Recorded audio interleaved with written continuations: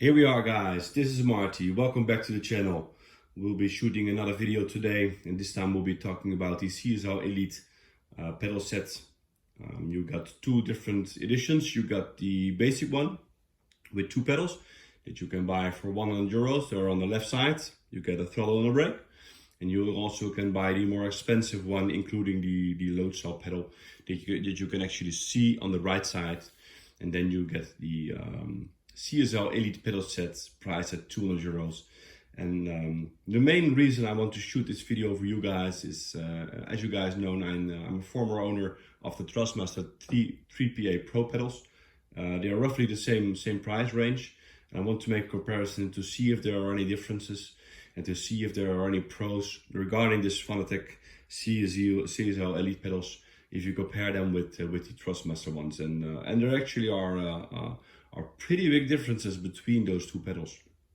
So for starters, the looks of these pedal sets are amazing. They are black, they're painted, and if you guys take a look at this this pedal, it's all aluminium, so no plastic parts. It's very well detailed, very good quality, as you are probably used to Fanatec. Fanatec is more high-end stuff if you compare it to the other markets on the brand, and you can see it on these pedals. They look absolutely amazing on black, and you're also able to change this part as well. Over here it's rubber. You can remove it and you get a part like that. That's aluminium. But you also are able to remove it and to add this to your pedal. So it depends on if you're using shoes or if you're using nothing at all. You can change the layout of your pedal.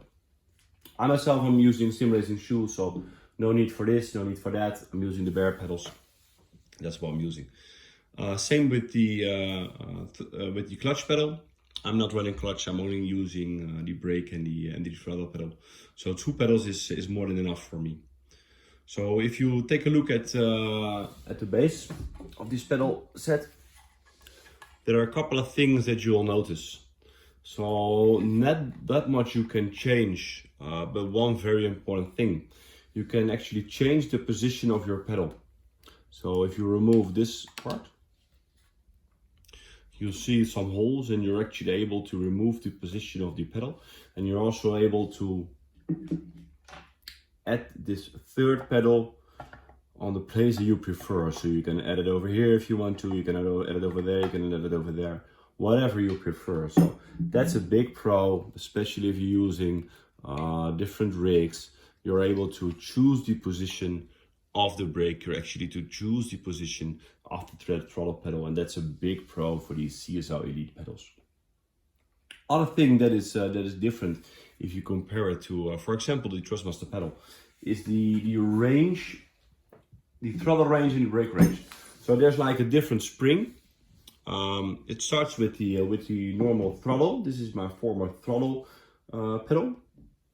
And this one actually is stiffer if you compare it to the Thrustmaster spring. So that's a pro for me.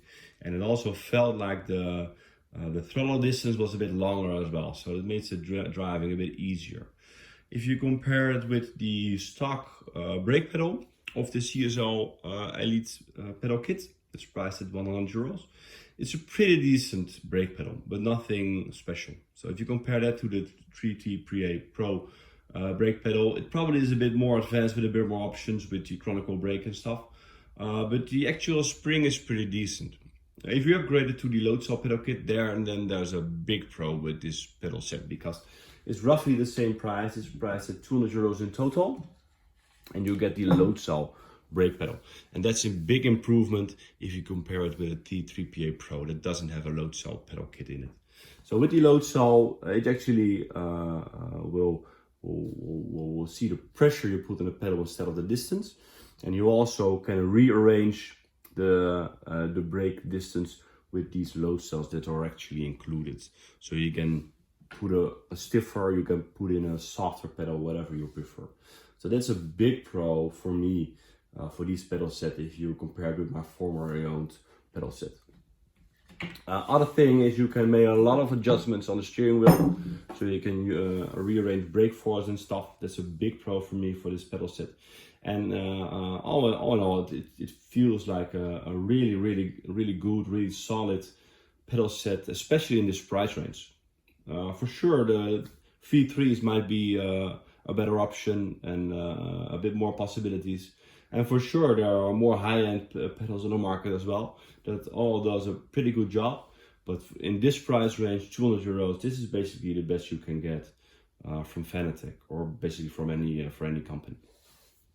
Mounting the pedals, pretty easy.